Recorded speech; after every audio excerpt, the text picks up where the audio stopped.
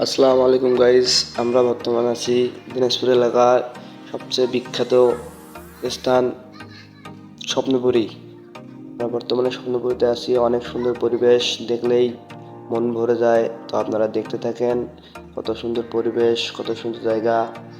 কেউ যদি এই জায়গায় এসে থাকেন তাহলে জানাবেন, আর যদি না এসে থাকেন তাহলে এই স্বপ্নপুরীতে এসে ঘুরে যাবেন। অনেক সুন্দর একটা জায়গা।